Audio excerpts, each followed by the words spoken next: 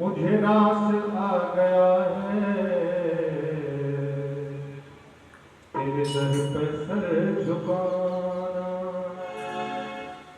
तुझे मिल गई पुजारी, तुझे मिल गया ठिकाना। तुझे मिल गई पुजारी, मुझे मिल गया ठिकाना। मुझे रास आ गया है तेरे दर पे सर झुकाना। मुझे रास आ गया है,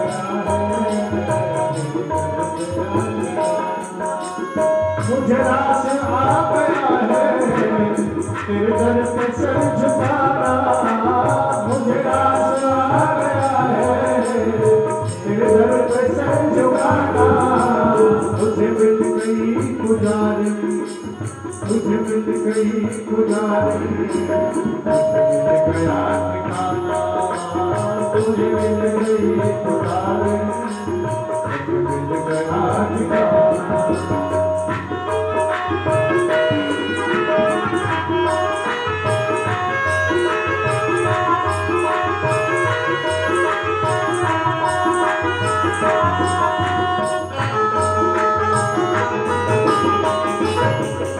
बोले संत भगवान की जय हो।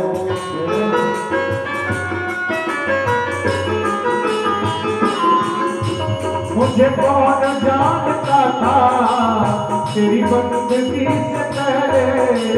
मुझे कौन जानता था तेरी बंदगी से पहले।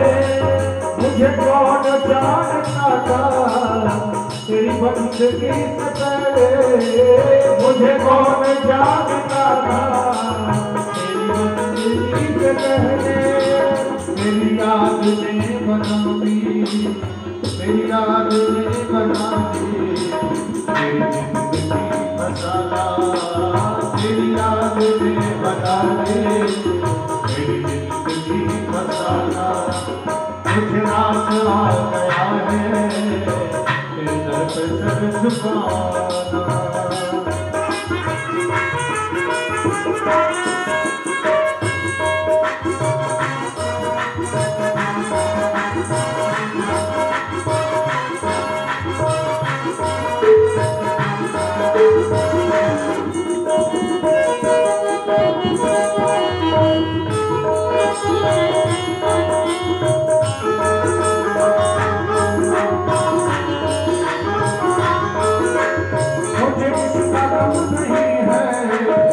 बदलेगा ये जमाना, मुझे इसका गम नहीं है। बदलेगा ये जमाना, मुझे इसका गम नहीं है कि बदलेगा ये जमाना। मेरी जिंदगी के मालिक, मेरी जिंदगी के मालिक, कहीं तुम बदल न जाना। मेरी जिंदगी के मालिक, कहीं तुम बदल न जाना। मुझे रास आ गया है तेरे दर पे सर झुकाना।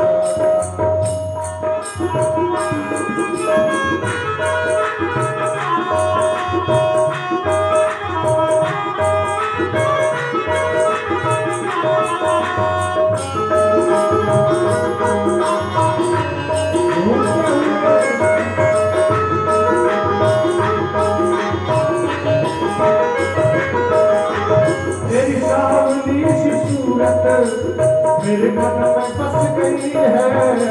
तेरी सावली सी सूरत मेरे मन में बस गई है। तेरी सावली सी सूरत मेरे मन में बस गई है।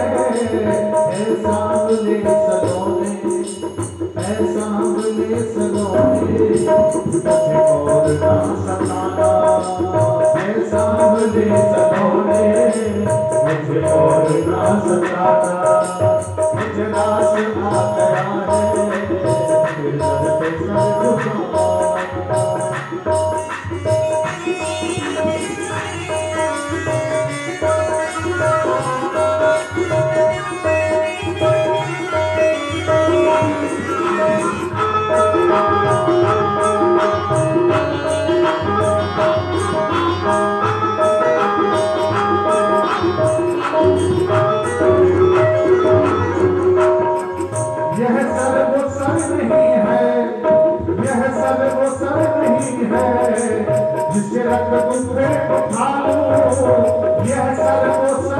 नहीं है, जिसे रख दूं मैं उठा लूं, ये सर वो सर नहीं है, जिसे रख दूं मैं उठा लूं।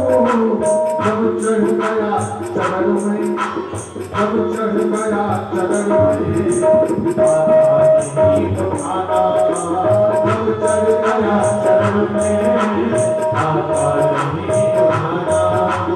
इतना से आ गया है, फिर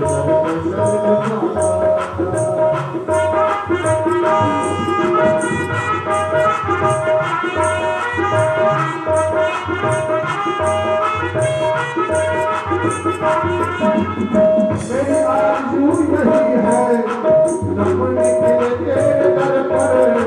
मेरी आरज़ू यही है, नमन निकले तेरे दर पर। मेरी आरज़ू यही है, नमन निकले तेरे दर पर। अभी सांस चल रही है, अभी सांस चल रही है, कहीं तो चले न जाना। अभी सांस चल रही है, कभी तुम चले न जाना। मुझे आसरा गया है, तेरे दर पर सर झुकाना। मुझे आसरा गया है, तेरे दर पर सर झुकाना। मुझे आसरा गया है, तेरे दर पर सर झुकाना। तुझे मिल गई खुदाई, तुझे मिल गई खुदाई, तुझे मिल गया ठिकाना। तुझे मिल गई खुदाई, तुझे मिल गया ठिकाना। उठना से आना है, तेरे दर पर सर झुकाना। उठना से आ गया है, तेरे दर पर सर झुकाना। तेरे दर पर सर झुकाना, तेरे दर पर सर झुकाना। इस मन को कैसे लगाएंगे? कीर्तन के माध्यम से।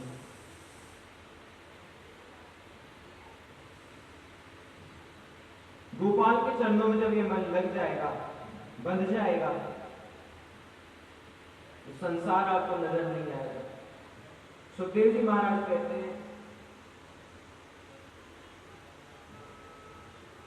परीक्षित जी, मैं आपको बड़ा ही सुंदर प्रसंग कहता हूं। कृष्ण जैसा करुणा का सागर कौन हो सकता है?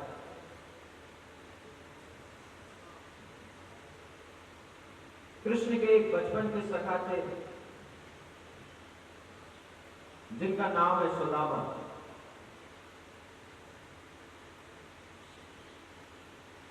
हम आपसे सुदामा के विषय में चर्चा कर रहे हैं। सुदामा का जीवन क्या है? सुदामा के बारे में लोगों के मन में कुछ भ्रांतियां हैं। शास्त्रों में कुछ लिखा है, लोग कुछ जानते हैं।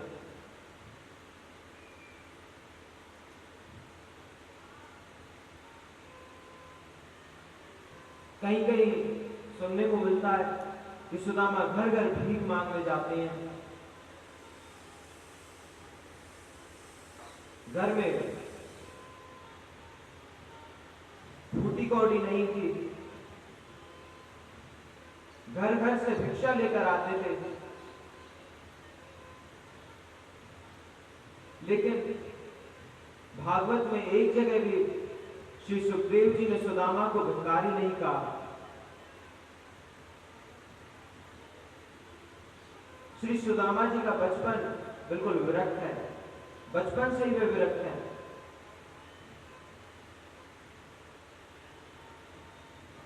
इंद्रियों में सुदामा जी की विरक्तता है।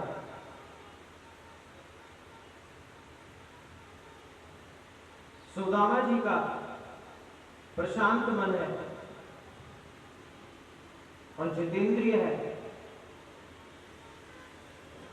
सुदामा जी परम जितेंद्रिय हैं। सुदामा जी ने अपने जीवन में एक बार भी भिक्षा मांगी, एक बार भी भिक्षा नहीं मांगी। उन्होंने एक बार भी भिक्षा मांगी हो ऐसा किसी भी शास्त्र में नहीं लिखा।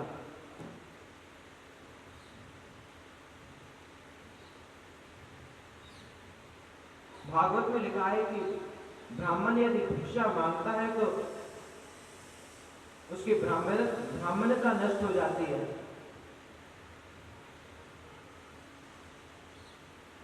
ब्राह्मण को कभी भीख नहीं मांगनी चाहिए। दान लेने का तो ब्राह्मण का अधिकार है,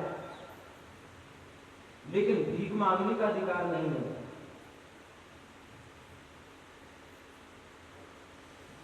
तीसरी बात, एक जगह भागवत में सुखदेव जी ने एक भी जगह भगवान सुदामा जी को दरिद्र नहीं कहा। कभी भी सुदामा जी को दरिद्र कहकर संबोधित नहीं किया।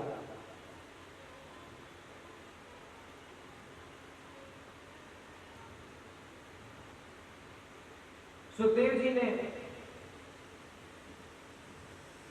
बड़े बड़े संतों के बारे में लिखा।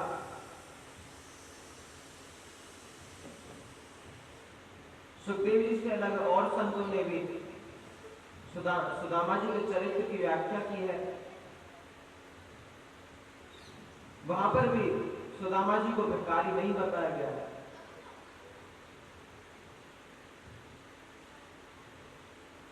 सुदामा जी के घर में सुबह अन्न रहता तो शाम को नहीं रहता, यह बिल्कुल सही बात है, लेकिन सुदामा दरिद्र नहीं है। गरीब होना अलग बात है, दरिद्र होना अलग बात है। सुदामा गरीब है लेकिन दरिद्र नहीं है।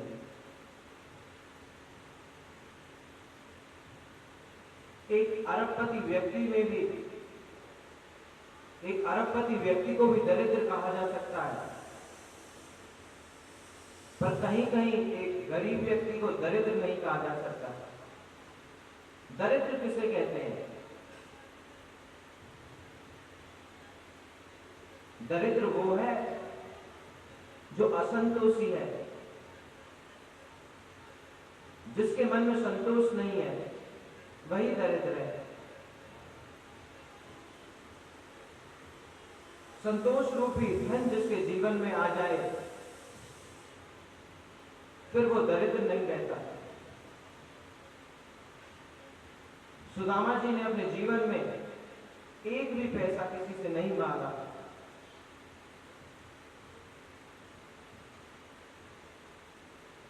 एक संत थे, बड़े विद्वान थे, पढ़े लिखे थे। एक बार वो महात्मा मांगने के लिए जा रहे थे, मार्ग से जा रहे थे।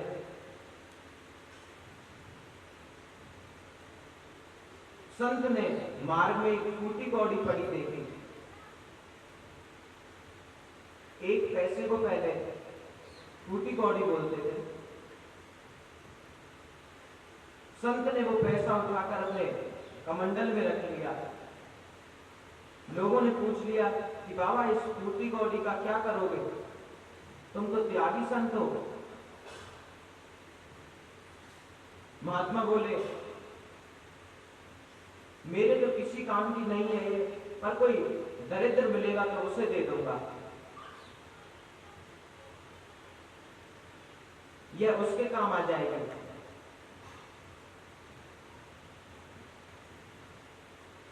कितने ही मंदिरों के किनारे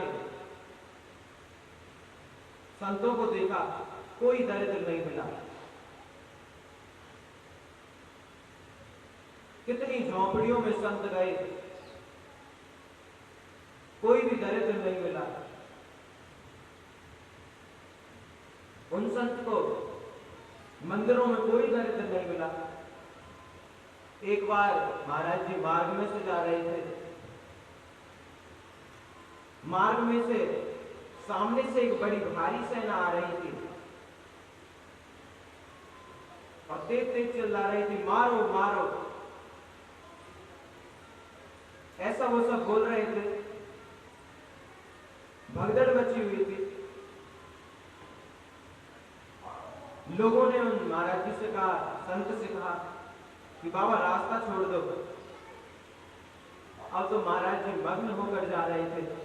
जब लोगों ने कहा रास्ता छोड़ दो, पश्चिम देश के राजा ने पूर्व देश के राजा पर चढ़ाई कर दी है। लाखों नर नारियां मर जाएंगे, रास्ता छोड़ दो, नहीं तो तुम भी हाथी के पैर के नीचे आ जाओगे। संत ने प्रश्न किया, ऐसा क्यों? पश्चिम के राजा ने पूर्व के राजा पर चढ़ाई क्यों की है? लोग बोले कि पूरब का जो राजा है वह थोड़ा कमजोर पड़ गया है, और जो पश्चिम का राजा है वो बड़ा बलशाली है, इसीलिए पश्चिम के राजा ने चढ़ाई कर दी है। संत ने बोला कि ऐसा करके वो क्या करेगा? बोले पश्चिम का जो राजा है पूरब के राजा के खजाने को लूट लेगा। संत बोले क्या उसके पास खजाना कम है? लोगों ने बोला नहीं, लेकिन ये खजाना लूटकर अपने खजाने को और बढ़ाएगा। महात्मा जी ने सोच लिया कि अब मिल गया, और बीच रास्ते में खड़े हो गए। हमें चढ़ाई करनी है। महात्मा जी मुस्कुराकर बोले, मैं रास्ता तो छोड़ दूंगा, लेकिन पहले अपने हाथ को दिखाइए, अपनी हथेली को मेरे सामने फैलाओ। राजा ने सोचा पता नहीं क्या देंगे महात्मा जी, सो हाथ सामने फैला दिया। महात्मा ने अपने कमंडल में से उस कौड़ी को निकाला और राजा के हाथ में देते हुए कहा, तुमसे बड़ा दरिद्र मैंने दुनिया में कोई नहीं देखा। दरिद्र वही है जो असंतोषी है।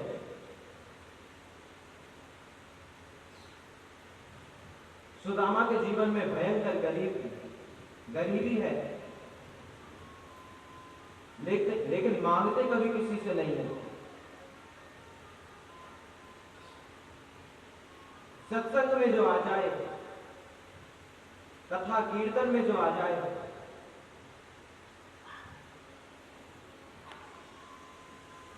उसी से घर का पालन करते हैं। अगर कभी कभी नहीं आता तो फल खाकर दिन निकाल देते हैं। अगर वो भी नहीं मिलता तो खेत कटने के बाद अन्न के जो जौ दाने खेत में पड़े रह जाते हैं, सुदामा उनको बीनकर अपने घर ले आते हैं, धोकर सुखाते हैं और पीसकर रोटी बनाकर खा लेते हैं, अपनी पत्नी को खिलाते हैं और स्वयं खाते हैं। एक दिन उनकी पत्नी के मन में बड़ी भारी पीड़ा हुई। बेचारी क्या करे, उसके मन में बड़ा क्लेश हुआ। एक दिन हाथ जोड़कर सुदामा जी से बोली कि आपको पता है द्वारका के नाथ जो भगवान श्री कृष्ण हैं, वे आपके बचपन के मित्र हैं। सुदामा जी के नेत्र सजल हो गए। अपनी पत्नी से बोले, देवी तुमने कितनी पुरानी बात याद दिला दी। कृष्ण केवल मेरे मित्र नहीं है, कृष्ण केवल मेरे सखा ही नहीं है, मेरे लंगोटिया यार हैं। हम दोनों पहले एक संग रहते थे, एक संग पढ़ते थे, एक संग खेलते थे। आजकल वो द्वारिका का राजा है और मैं अपनी कुटिया का राजा हूं। सुदामा जी की पत्नी ने कहा, क्या आपके मन में कभी द्वारका नाथ से मिलने की इच्छा नहीं होती?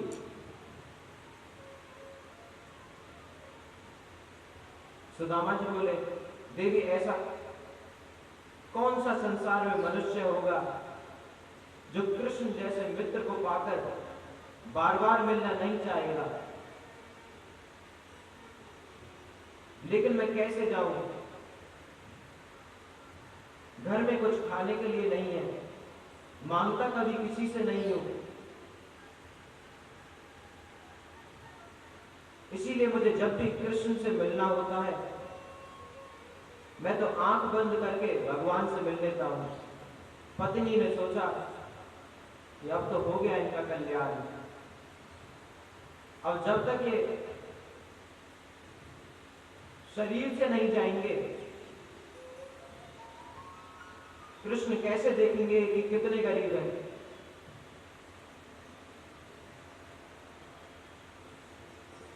अगर मेरे पति को कृष्ण देखेंगे तो उन्हें पता चलेगा कि ये कितने गरीब हैं। और अगर उनको एक बार पता चल गया तो वे इनको सब कुछ दे देंगे।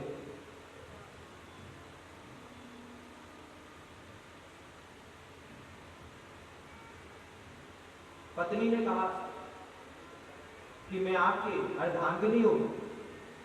पति कितनी भी भक्ति करे, उससे पत्नी पर कोई असर नहीं होता। लेकिन यदि शरीर से यदि सत्कर्म करे, यदि पति करता है तो आधा फल उसकी पत्नी को मिलता है। एक बार शरीर से कृष्ण से मिलने जाए। सुदामा जी बोले, देवी तुम जानती हो मैं मांगता किसी से नहीं हूं, घर में कुछ रहता नहीं है। मित्र के घर और गुरु के घर कभी खाली हाथ नहीं जाते। इसीलिए मैं भगवान से मिलने नहीं के बोली। यदि श्री कृष्ण प्रसन्न हो गए, यदि कृष्ण आपके ऊपर प्रसन्न हो गए तो आपको थोड़ा सा धन दे देंगे। इस बात को सुनकर सुदामा जी एकदम गंभीर हो गए और बोले, अब तो मैं बिल्कुल नहीं जाऊंगा। यदि धन की कामना से कृष्ण के पास भेजोगी मुझे तो जीवन में कभी नहीं जाऊंगा। हाँ, यदि केवल ये कहोगी दर्शन के लिए चले जाओ तो जरूर चला जाऊंगा। यही जीवन का परम लाभ है कि भगवान कृष्ण का मुझे दर्शन हो जाए, दर्शन मिल जाए। यदि देवी अगर धन की कामना से भेजोगी तो जीवन में मैं कभी नहीं जा सकता। पत्नी ने कही, कोई बात नहीं, आप जाइए तो सही। एक बार तो आपको जाना ही चाहिए। और मैं ऐसा मानती हूं यदि आप एक बार चले गए और जो कृपा के नाथ हैं द्वारिका नाथ, वो आप पर जरूर कृपा करेंगे। आप दर्शन ही करके आए। सुदामा जी ने कहा,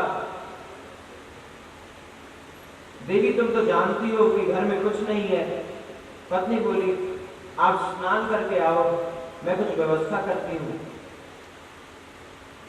सुदामा की पत्नी सुशीला ने मन में सोचा कि मेरे पति द्वारकाधीश के पास जा रहे हैं।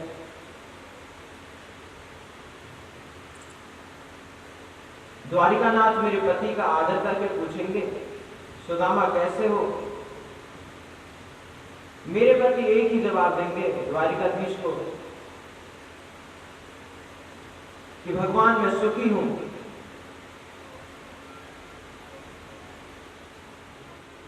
मेरे समान सुखी पूरी सृष्टि में कोई नहीं है। लेकिन द्वारिकानाथ को ये पता कैसे चले कि घर में एक दाना भी अन्न का नहीं है।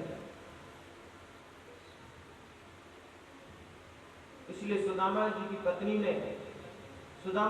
ने एक एक मुट्ठी चावल 5 घरों से लिया।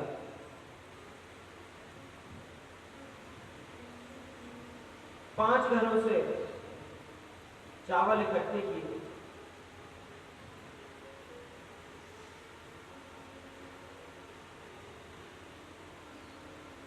सुदामा की पत्नी यदि कह देते इस इशारा कर देती तो बोरी की बोरी चावल भर कर आ सकते थे, लेकिन एक एक मुट्ठी चावल 5 घरों से लाई।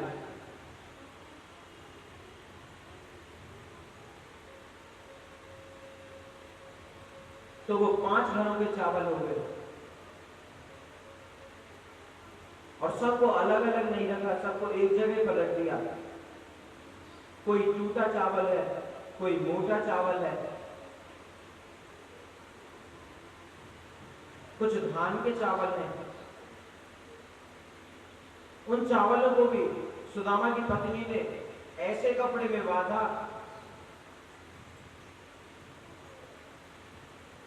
कि जो 5 जगह से चल रहा था, ताकि द्वारकाधीश इसे देखते ही समझ जाए कि सुदामा के घर में एक मुट्ठी चावल भी नहीं है।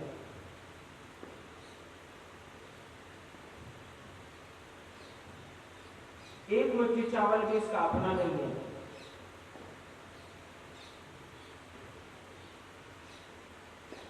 ये कितनी बुद्धिमानी का परिचय दिया है।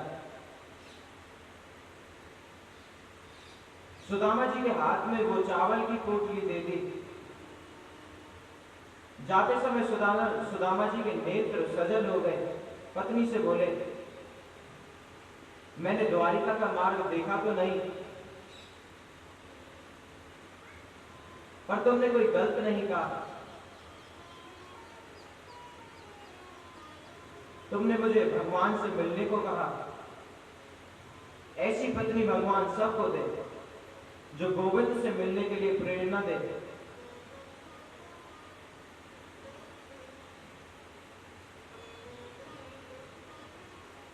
अब मैं भगवान की खूब माला जपूंगा,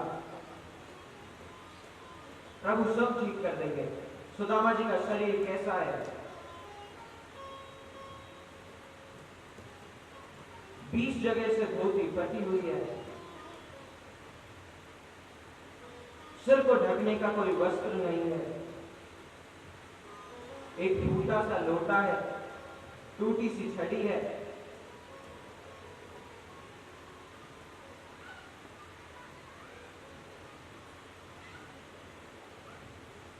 एक एक हड्डी सुदामा जी की दिखाई दे रही है। कितने दुबला पतला सुदामा जी का शरीर है, लेकिन उनके मस्तक पे ब्रह्म तेज छलकता है। सुदामा जी जा रहे हैं। जाना था द्वारिका, पहुंच गए काशी। रास्ता भूल गए, काशी चले गए। फिर वृंदावन चले गए, पुष्कर चले गए। घूमते घूमते पता ही नहीं चला कहां जा रहे हैं।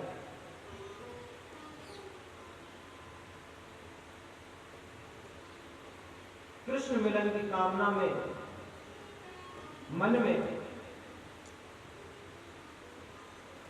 गोविंद के दर्शन की दिव्य अभिलाषा है।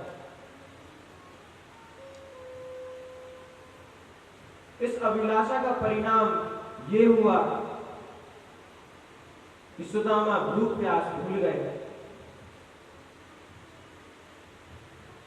भूख प्यास लगना शरीर का धर्म है, लेकिन सुदामा मन में भगवान श्री कृष्ण के दर्शन कर रहे हैं। उनको परम आनंद मिल रहा है। इस आगामी आनंद की खुशी में सुदामा जी सब कुछ भूल गए।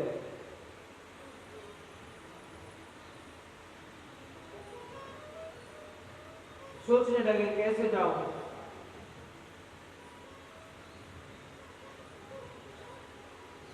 मन में तो बहुत भावना है, लेकिन एक और मुश्किल हो गई। मार्ग में एक विशाल नदी पड़ गई। 3 महीने से सुदामा जी पैदल चल रहे हैं।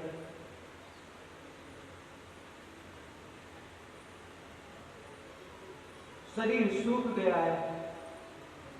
अब नदी को पार कैसे करें? बड़ी भारी चिंता है। किनारे बैठ गए। अब नदी पार नदी पार नहीं हो रही।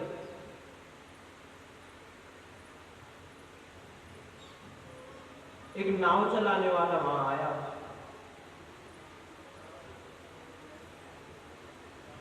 पूछने लगा, अरे भाई कहां जाने वाले हो? सुदामा जी बोले, भैया हम जाएंगे तो सही, क्या तुम मुझे पार लगा दोगे? बोला, हाँ आइए। जैसे ही सुदामा नौका में बैठने लगे, नाव वाले ने पूछा कि भैया कुछ है भी या वैसे ही बैठ रहे हो? कहने लगे, भैया पैसे तो हमारे पास है नहीं, और वैसे तुम पार लगाओगे नहीं।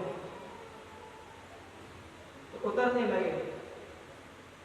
कहने लगे, तो हमें जाना ही नहीं है, मना कर दिया। नाव वाले ने कहा, अच्छा आइए, आप जैसे को बिना पैसे के ही पार लगा देता हूं। नौका में बैठ गए। मैं आपको स्पष्ट कर दूं कि नाव वाला कोई और नहीं है, ये भगवान श्री कृष्ण है।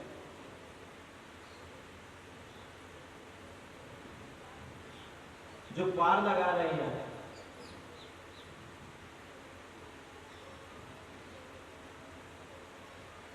भोला सा ब्राह्मण पतली सी छड़ी लेकर शांत बैठा है।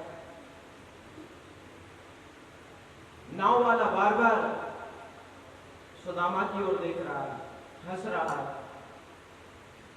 सुदामा ने भोलेपन से पूछ लिया, क्यों भैया, हमें आप बार बार क्यों देख रहे हो? नाव वाले ने कहा, पंडित जी बुरा नहीं मानना,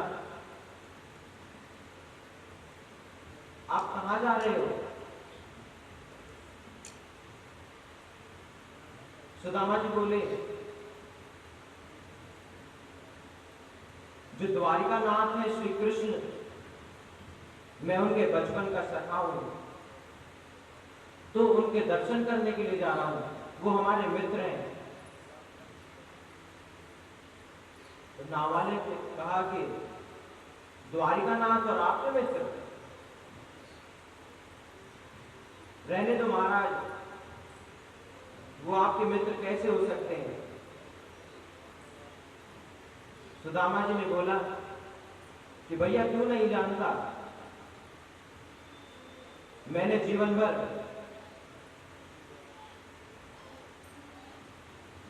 कन्हैया के साथ ही अपना जीवन व्यतीत किया बचपन का।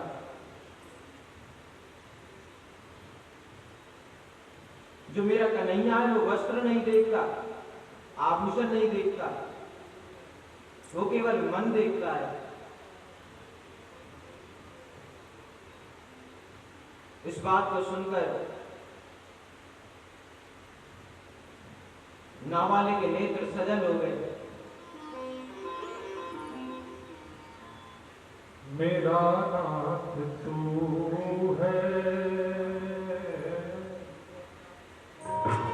नहीं मैं अकेला, मेरे साथ तू है, मेरा नाथ तू है,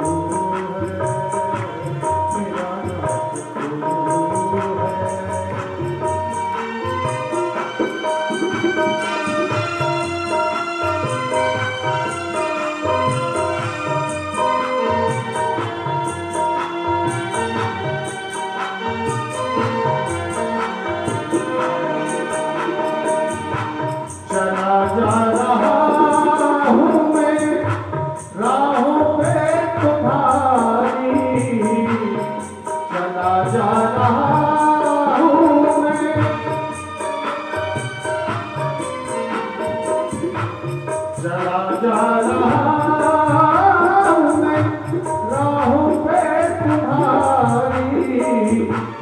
राहों में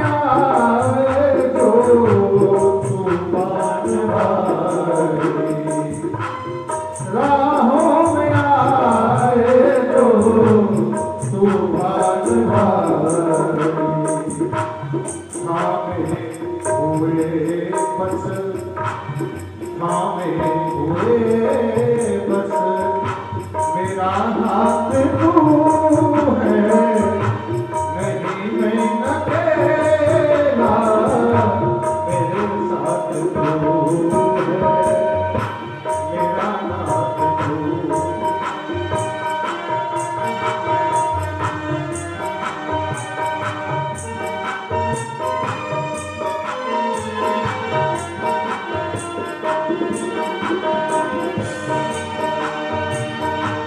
तेरा दास हूँ मैं, तेरे गीत गाऊं, तेरा दास हूँ मैं, तेरे गीत गाऊं, तुझे भूल के भी ना कभी भूल पाऊं, तुझे भूल के भी ना कभी भूल पाऊं। तू ही है खास बंधु, तू ही है खास बंधु, पिता मात तू है, नहीं मैं अकेला, मेरे साथ तू है, मेरा नाथ तू है, मेरा नाथ तू है, नहीं मैं अकेला, मेरे साथ तू है, मेरा नाथ तू है।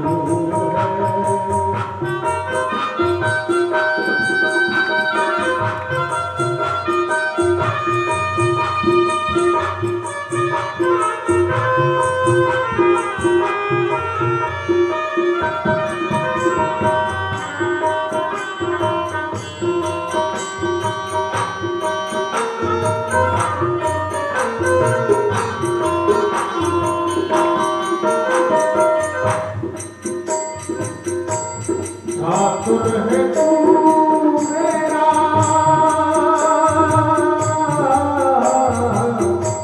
ठाकुर है तू मेरा, मैं तेरा पुजारी, ठाकुर है तू मेरा, मैं तेरा पुजारी, तेरा खेल हूँ मैं, तू मेरा खिलाड़ी,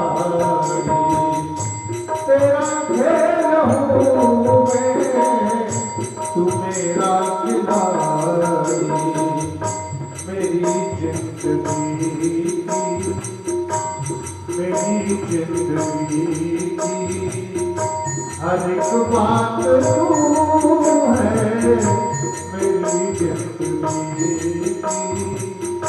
हर एक बात तू है, नहीं मैं अकेला, मेरे साथ तू है, मेरा नाथ तू है, नहीं मैं अकेला, मेरे साथ तू है, नहीं मैं अकेला, नहीं मैं अकेला,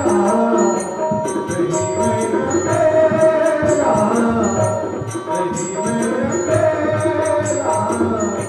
मेरे साथ।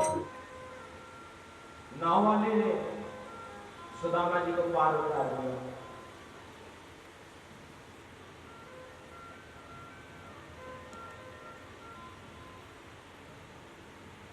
यहां पर सुदामा जी जब द्वारिका पहुंचे, सबसे पूछा कि भगवान का महल कहां पर है।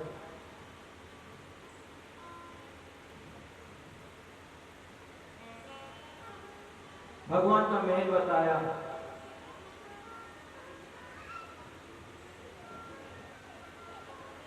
कृष्ण के दो द्वारपाल हैं, जय और विजय। जय और विजय द्वार पर खड़े हैं। सुदामा जी ने कहा, भैया जय श्री कृष्ण।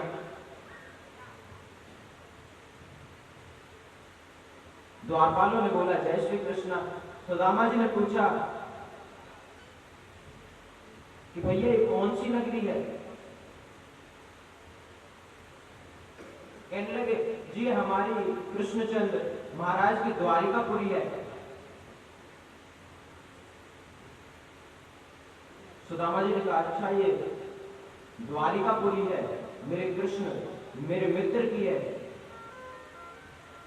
भगवान के दरबारों भगवान के द्वारपालों ने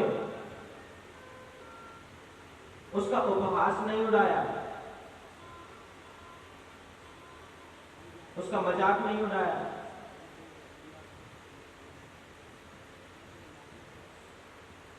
भक्तों, जिस ब्राह्मण के चरणों में जूते नहीं है, उसने जब ये कहा कि मेरे मित्र कृष्ण की द्वारिका नगरी है ये, तो जय और विजय दोनों द्वारपाल सुदामा जी के चरणों में गिर पड़े।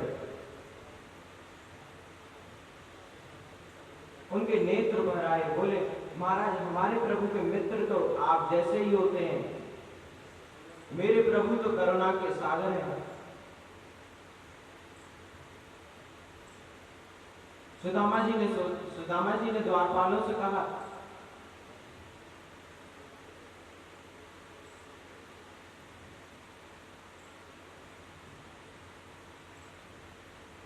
सुदामा जी ने द्वारपालों से कहा सुनो, आप ये मत सोचना कि मैं कुछ मांगने आया हूं। आप ये मत सोचना कि मैं कुछ मांगने की इच्छा से आया हूं।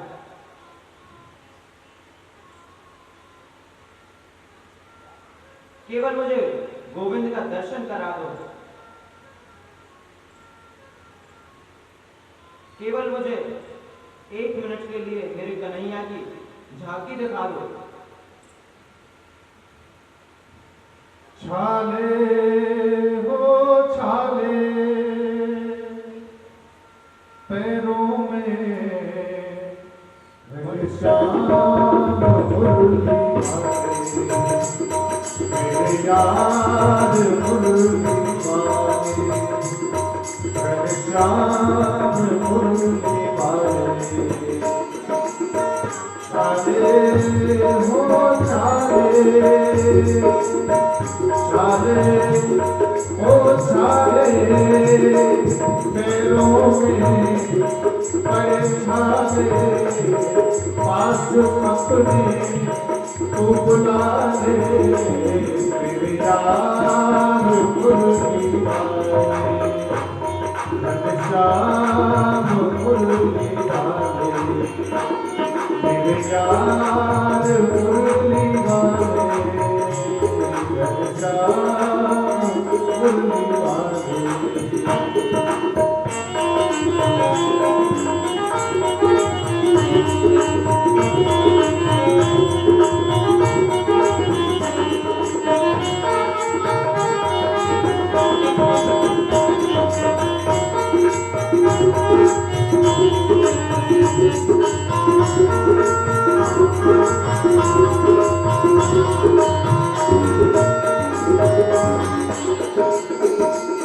ये सुना है सारे जग का मेरे कान्हा तू ही सहारा। ये सुना है सारे जग का मेरे श्याम तू ही सहारा। जिसका है तू सहारा जीवन में वो नहारा, जिसका है तू सहारा जीवन में वो नहारा। यार तू मेरे बचपन का, यार है तू मेरे बचपन का, अरे तू मेरे तन का, यार है तू मेरे बचपन का, हमको साथ निभा ले मेरे यार मुरली वाले, घनश्याम मुरली वाले, मेरे यार मुरली वाले, घनश्याम मुरली वाले।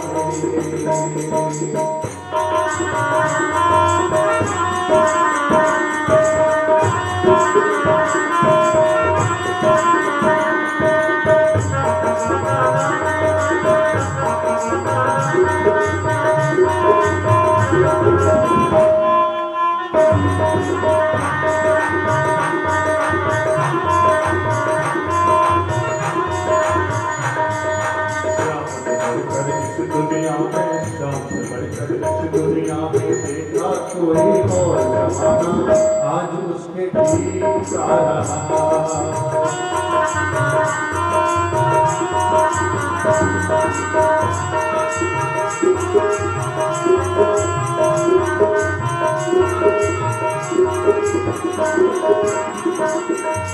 आता है याद मुझको गुजरा हुआ जमाना, आता है याद मुझको गुजरा हुआ जमाना, लेकर के साथ तुझको गैया चराने जाना, लेकर के साथ तुझको गैया चराने जाना। पर बन गैया खूब चराई, पर बन गैया खूब चराई, ओ मेरे घनश्याम कन्हाई, तेरे खेल खिलाने मेरे यार मुरली वाले, गोपाल मुरली वाले, घनश्याम मुरली वाले, गोपाल मुरली वाले।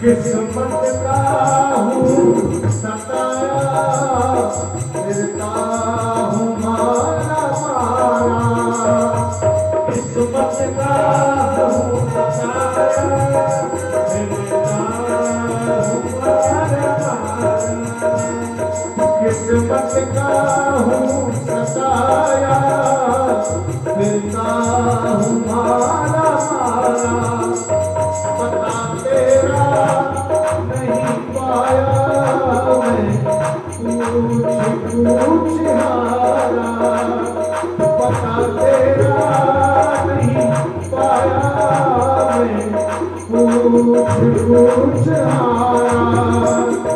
कितनी दूर है तेरी नगरिया, कितनी दूर है तेरी नगरिया, वो मेरे घनश्याम सवरिया, अब तो गले लगा ले। सभी भक्तों ने अपने दोनों हाथ ऊपर करते हुए गाइए मेरे साथ, ओ मेरे यार मुरली वाले, गोपाल मुरली वाले, मेरे यार मुरली वाले, गोपाल मुरली वाले, मेरे यार मुरली वाले, गोपाल मुरली वाले, मेरे यार कि मैं कुछ मांगने नहीं आया हूँ, केवल मुझे 2 मिनट के लिए भगवान के दर्शन करा दो।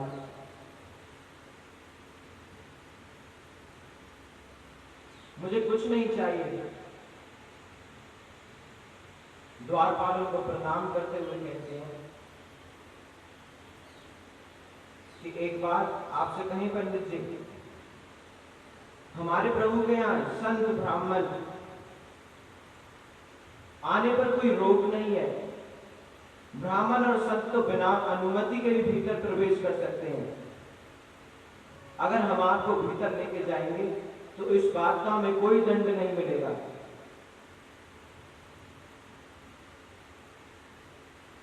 लेकिन एक बात है, अभी हमें महल से सूचना मिली है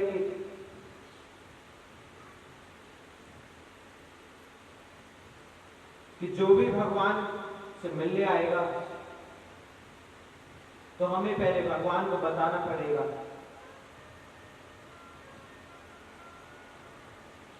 इसीलिए हम इतना कहते हैं कि हमारे प्रभु श्री कृष्ण दोपहर का भोजन पाकर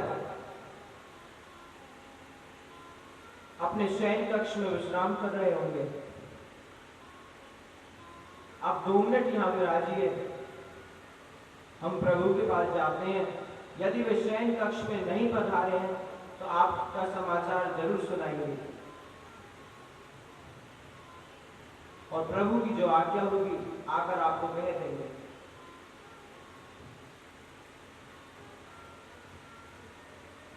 सुदामा जी बोले, तुम जाकर केवल इतना कह देना कि तुम्हारे बचपन का मित्र सुदामा आया है, बस इतना ही कहना है।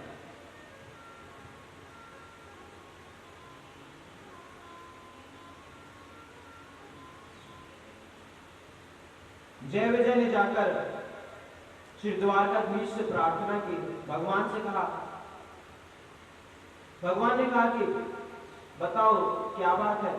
जय विजय बोले कि आपके विश्राम में हम विघ्न डाल रहे हैं, कृपया हमें क्षमा करें। प्रभु तो साक्षात करुणा के सागर है। जय विजय को भी इस बात का अभिमान है, जय विजय को भी इस बात का अभिमान है कि हम द्वारकाधीश के द्वारपाल हैं।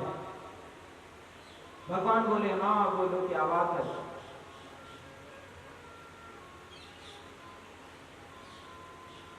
बोलने लगे, एक गरीब ब्राह्मण द्वार पर खड़ा है, उसके पैरों में जो पैरों की विवाही है वे फटी हुई है, सिर ढकने के लिए कोई वस्त्र नहीं है, 20 जगह से धोती फटी है, इतना दुबला शरीर है कि एक एक हड्डी दिखाई देती है। उसके पास एक छोटा सा लोटा है, टूटी सी छड़ी है। आपको बचपन का मित्र कहता है और अपना नाम उन्होंने सुदामा बताया है। शीशु पगाना जगत पे और पायल की नहीं श्यामा। शीशु पगाना जगत पे और पायल को धाम। पूछत दीना दयाल को धाम, बतावत आपनो नाम सुदामा। पूछत दीन दयाल को धाम, बतावत आपनो नाम सुदामा। पूछत दीन दयाल को धाम, बतावत आपनो नाम सुदामा। जैसे ही द्वारकाधीश ने सुना कि मेरा मित्र सुदामा आया है तो कहने लगे, अरे तुम उन्हें अंदर क्यों नहीं लाए? अपने सिंहासन से नीचे उतर पड़े और दौड़ते हुए जा रहे हैं।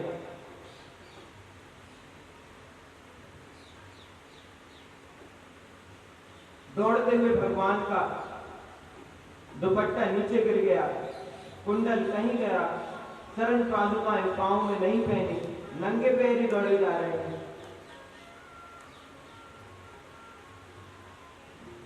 लेकिन प्रधान द्वार पर आने के लिए 7 ड्योढ़ियों को पार करना पड़ता है। तपती हुई बालू में प्रभु ने एक ड्योढ़ी पार करी कि द्वारिका में हड़कंप मच गया। महामंत्री उद्धव ने पूछा कि भगवान क्या हुआ? द्वारपालों से पूछा। द्वारपाल बोले, हमसे बड़ी गलती हो गई।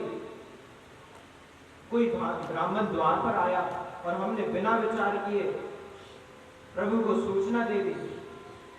भगवान ने जैसे ही उनका नाम सुना तो नंगे पांव ही दौड़ पड़े। प्रभु के बड़े पुत्र प्रद्युम्न ने पूछा, क्या हुआ? बोले, पता नहीं, कोई ब्राह्मण मिलने आ गया। हमने जाकर प्रभु को कह दिया कि प्रभु ने दौड़ लगा दी। अब तो प्रभु के पीछे उद्धव जी, प्रद्युम्न जी सब दौड़ रहे हैं। सबको चिंता हो गई कि आखिर बात क्या हुई है। द्वारिकाधीश से मिलने यदि ब्राह्मण भी आवे तो उनको 2 दिन प्रतीक्षा करनी पड़ती है। दौड़ते दौड़ते द्वारकाधीश प्रधान द्वार पर आए और वहां बैठे हैं सुदामा जी। सुदामा जी को उठाकर अपने अंक में भर लिया।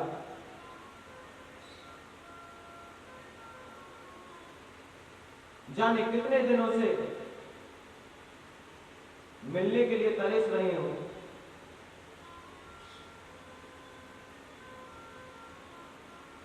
महात्मा सुदामा जी को देखकर गोविंद करुणा से भर गए। सुखदेव जी कहते हैं, परीक्षित कृष्ण के रुदन को देखकर सुदामा जी भी जोर जोर से रोने लगे।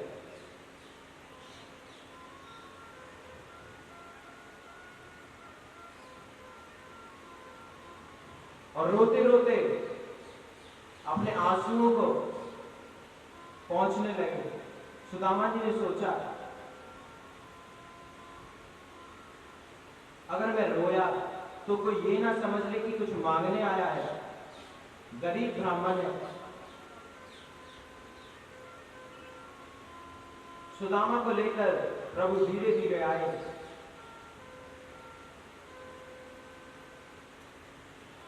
प्रभु की करुणा को देखकर उद्धव जी गदगद हो गए। भगवान के प्रेम को देखकर उनके पौत्र आदि सब गदगद हो गए। धीरे धीरे सुदामा को अंक में भरकर द्वारकाधीश आए और अपने अंतःपुर के दिव्य सिंहासन पर बैठाया। उनके चरणों में स्वयं प्रभु बैठ गए।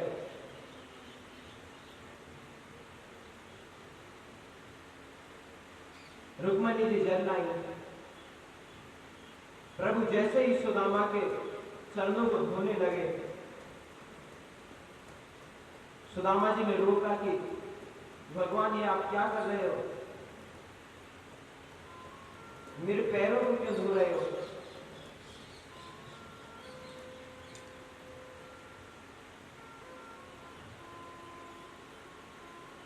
भगवान कहने लगे कि आज मैं जो कुछ भी हूं, आप ब्राह्मणों के आशीर्वाद से हूं। यही तो मेरे पास धन है। आपकी कृपा से ही मुझे सर्वस्व प्राप्त है। स्वर्ण मंडित श्री सिंहासन पर सुदामा जी को विराजमान कर उनके चरणों में बैठ गए और उनके चरणों को धोने लगे।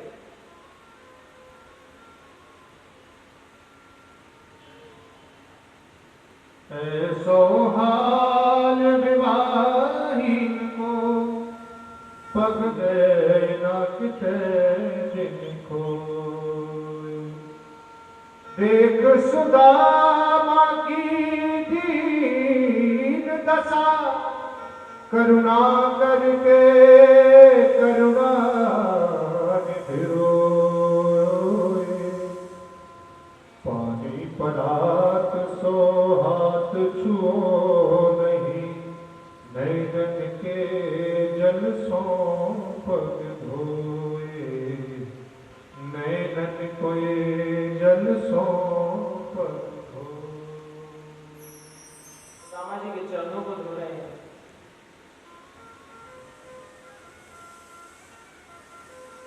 जल की आवश्यकता ही नहीं। आंसुओं से भगवान ने सुदामा जी के चरणों को धो दिया। रुक्मणी जी पंखा कर रही हैं और मन में विचार करने लगी कि इस अद्भुत निर्धन ब्राह्मण ने ऐसी कौन सी तपस्या की है, जरूर ये पूर्व जन्म में कोई सत्कर्म करके आया होगा। त्रिलोकी के गुरु मेरे पति लक्ष्मीपति साक्षात कृष्ण,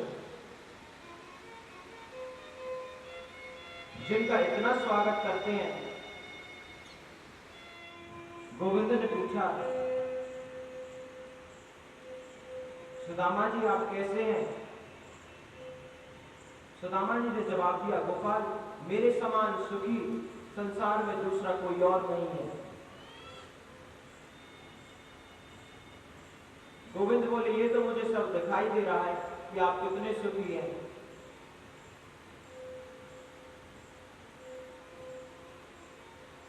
छप्पन प्रकार के भोग बनकर आ गए। आज प्रभु ने अपनी राजसभा की छुट्टी कर दी।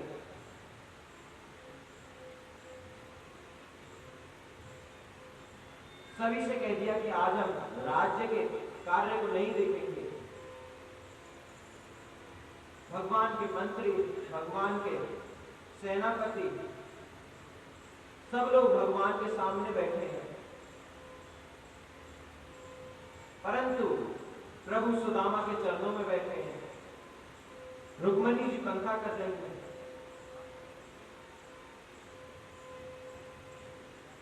छप्पन प्रकार के व्यंजन जब बनकर आए, प्रभु ने कहा कि भोग लगाइए।